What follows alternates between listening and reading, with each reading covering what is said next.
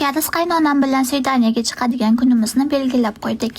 Qaynonam ham ishxonasiga o'sha kuni ishga chiqolmayman deb aytib qo'ydilar. Birgalikda park, shopping va ovqatlanganim bormoqchimiz. Даже qaynonamni ko'rmoqchi bo'lgan kinolari bor ekan, shuning uchun birga tushadigan bo'ldik. Birga Svidaniyaga borishimizni o'ylab hozirdan xursand bo'lib ketyapman. Shuning uchun shkafimga qarasam, normalniy kiyimim yo'q ekan. Shuning uchun birgalikda Uniqlo degan brendga ko'ylak olgani ketdik. Uniqlo bu Yaponiyaning brendi, lekin juda ham taniqli. Koreyada avtobus bekatlarida shunaqa telefonda zaryad qiladigan narsalar yaratib qo'yishgan.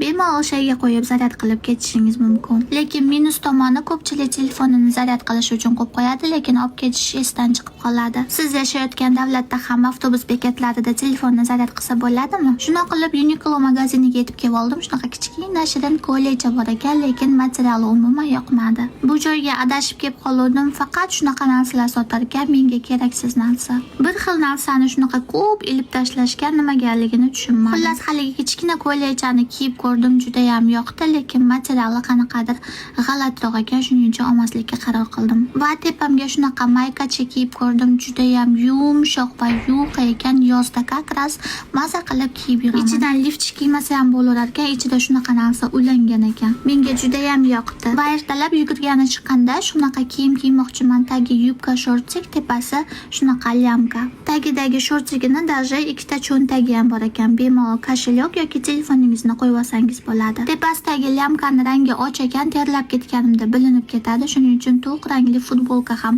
olmoqchi bo'ldim. Qo'limni ko'tarsam ham qornim ko'rinmaydi va terlab ketganimda ham bilinmaydi. Va albatta sovujonimga ham shirin kiyimchalar oldim. O'zi ko'rsatmoqchi bo'lib telefonni berdi ishini qaranglar. Jicha katta bo'lsa точно bloger bo'lib ketadi-yu. Kiyim kiyib yetishni juda ham yaxshi ko'radi, ayniqsa paypoqlarni kiyib yetishni rosa yaxshi ko'radi. Har safar yangi kiyim kiydirib qo'ysam juda ham xursand bo'lib ketadi. Videoda o'zingizlar ko'rsanglar bo'ladi. Yangi kiyim olganimni kariz qaynonam bilmasliklari kerak, shuning uchun tezda kir moshinaga solib, yuvib, taxlab, chiroyli qilib shkafga solib qo'yishim kerak.